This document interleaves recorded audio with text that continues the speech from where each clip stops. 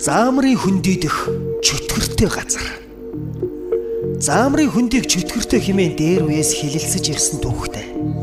Урд гамин цэргүүдийг олноор нь хядаж цусд тулаан болж байсан болохоор хүмүүс үнд нийтгэн. Харин нутгийн жолооч Жамба хэмээхээр улаан коммунист үзлэр хүмүүжсэн болохоор чөтгөр шулан гэгчд огт итгэдэггүй нэгэн байлаа. Тэртех 1986 оны 100 манер түүндээ баахан ирдэж чөтгөрийн хөндийг оройхон дайрч ширүүхэн туулахаар гарчтэй. Цоо шин монхор ногоон зийл зунгаж машиныхаа кабинд алтан шар замаа ширтсэн шигээ салхи татуулан давхиж явахдаа замдаа саатаж дугуй хагарах зэрэг элдэв бэрхшээлийг ор тас мартсан байв. Туулах замынхаа дунд хэрд орж явтал гид машин юу юугүй настай хүний мингэртэй цээж шиг хэржигнэн доголдоод ирэв. Манер юм бодсон ч үгүй бууж мотороо шалгавал зөв зүгээр байх юм. Ингээд цааш явсаар нутгийнхны таглагтай овоо бүхий даваа ороод гарахын алдад үдшийн бүрэнхийн нөмрөөд юу юугүй шүн боллоо. Давааны оройд дөнгөж гарвуу үгүй юу гівгинэт нүдэнд нь ямар нэгэн зүйл бүтэс хийх шиг болж машиных нь хамар дээр шалдан хүүхэн үсрэн гарч ирээд суучв. Анхандаа Жамба айсан хүнд аргал хөдлөн гихчээр юм боллоо хэмээн нүдэ анивчин сайтрал авлан харвал базар байна. Туламтай айраг шиг хоёр хөх дилэнгээ далам өрөн дээрээ чулуутчихсан.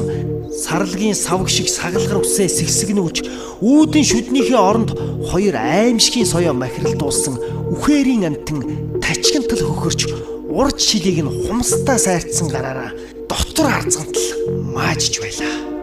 Жамбагийн үхэлцэг зүрх нь амааран гарчих төхөн нүдэ анин хаазаа гიშгэн хурдалчээ. Ингэж хөл гарн салганан аминаа нь там цаана болоход өнөөх нүцгэн хүүхэн бүрж бах тавн ханав гэлтэй машиных нь хамар дээр босоод зогсчихсон байсныг л хамгийн сүүлд тодхон сансан Жамба нэг мэдхэд ухаан алдчихсан сумын имлэгт хэвтэж байж.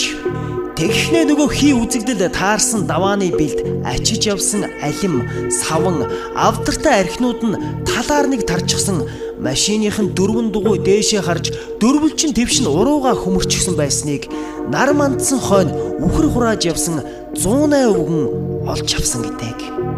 Хожим жолооч Жамба энэ түүхээ баазынхандаа их дурамчхан сургамжилсан шинжтэй ярьж байхад иймэрхүү нэгэн тохиолдлын тухай Лүндэ хэмээх архаг жолооч бас ингэж хуучилсан гинэ. 22 дугаар баазын Лүндэ саятын шартын даваагаар оройхон давах санаатай өгсөж явтал засмал зам дээр нэгэн өлгийтэй хүүхэд тэрсэн залуухан бүсгүй гар өргөж зогсох юм гинэ.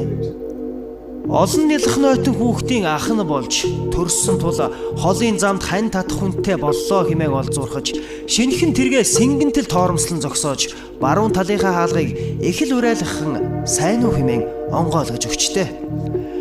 Ногоон торгон дээлтэй хөдөө маягийн охин годгонсон салаа гизгээ намжиртай шидлэн орж ирэхэд жолооч ирч учиргүй харц шидэн "За, сайн уу?" гэж мар инээн угтав.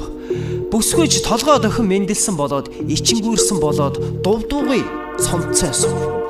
Манер санаанд орсны зоргоор хаанаас хаа хурж яваа гэх мэт уламжлалт асуулт тавьбал огтхонч хариу хэлдэггүй. Хаашаа янзын амтан суулгачихда. Хилгүй дүлийн нөхөр байх нь ер нь янзна гэж. Иймэрхүү юм бодож өмнөх замаа гэрэлд ширтэн явж байтал өмнөр нь өлөн хөх хүнийг үнсэн зэгэл царайчхаад гүйн гарчээ. Монголчууд угаас алсын замд явхад үнийг таарах муу гэдэг болохоор Лүндэ гой цээрлэн дотроо сэжиглэнгүй явтал гівгинэт хүүхэд часхийн ойллаа.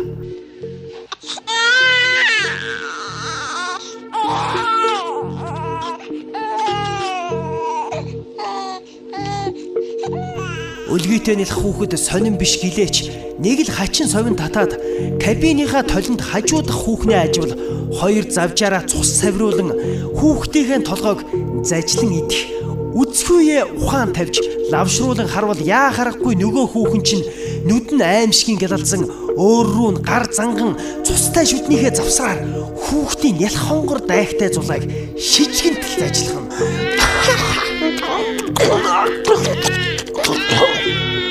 Цаанаад үдшгүй муухай байж гинэ. Лүндэн сэжгийн үзэгдэлд сүнсэн зайлж давааны ихэнд гарч ирээд цааш юу болсныг эс мэдэн осолд орж байсан гэдгийг. Сүүлд сонсвол хүүхдээ иддэг эмэгтэй төрөл арилжсан сүнс байсан гэдгийг. Замд явахдаа болгоомжл. Заамрын замаас бүрч болгоомжл. Ихнийч мэдэхгүй амьтан танил өгөх вэ.